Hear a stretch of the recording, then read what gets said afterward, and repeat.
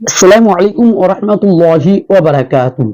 সম্মানিত দর্শক মণ্ডলী, আপনারা যেখান থেকে আমাদের এই ভিডিওটি দেখছেন, আপনাদের সকলকে আন্তরিক শুভেচ্ছা ও অভিনন্দন জানাই। প্রিয় দর্শক মণ্ডলী, ইরানের প্রেসিডেন্ট প্রধানমন্ত্রী আয়াতুল্লাহ খুমেইনি সাহেব মৃত্যুবরণ করেছে।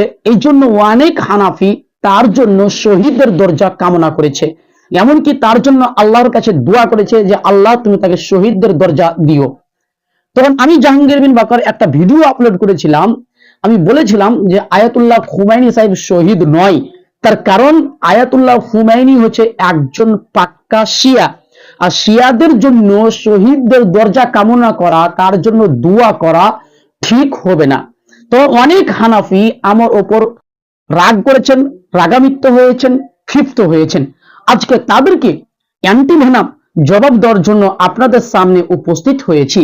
প্রিয় দর্শক মণ্ডলী, মৌলানা আব্দুল হাই লখনবী সাহেব আর রফ ও তাকমিল গ্রন্থের 386 নম্বর পৃষ্ঠাতে স্পষ্টভাবে বলেছেন, ফাল হানাফিয়াতু লাহা ফুরুউন বিইতিবারি ইখতিলাফিল আকীদাহ, অর্থাৎ আকীদার ভিন্নতার কারণে হানাফিদের অনেকগুলো দল রয়েছে।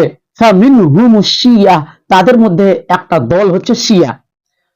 তার মানে যেসব হানাফি আমার উপর রাগ করেছেন সেই সব হানাফি হচ্ছে শিয়া, কেন শিয়ার পাশে শিয়াই দাঁড়াবে এটাই স্বাভাবিক, আর আহলে সুন্নাত ওয়াল জামাতের পাশে আহলে সুন্নাত ওয়াল জামাতই দাঁড়াবে এটাই স্বাভাবিক কথা।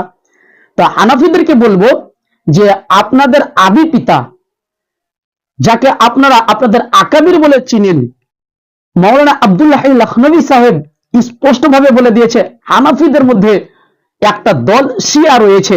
অতএব যারা ইরানের প্রেসিডেন্ট তথা প্রধানমন্ত্রীর জন্য শহীদদের দরজা কামনা করছেন তারা পাক্কা একটা শিয়া। এই কথা আমি বলছি না, এই কথা আব্দুল হাই লখনবী রাহমাহুল্লাহ বলেছেন।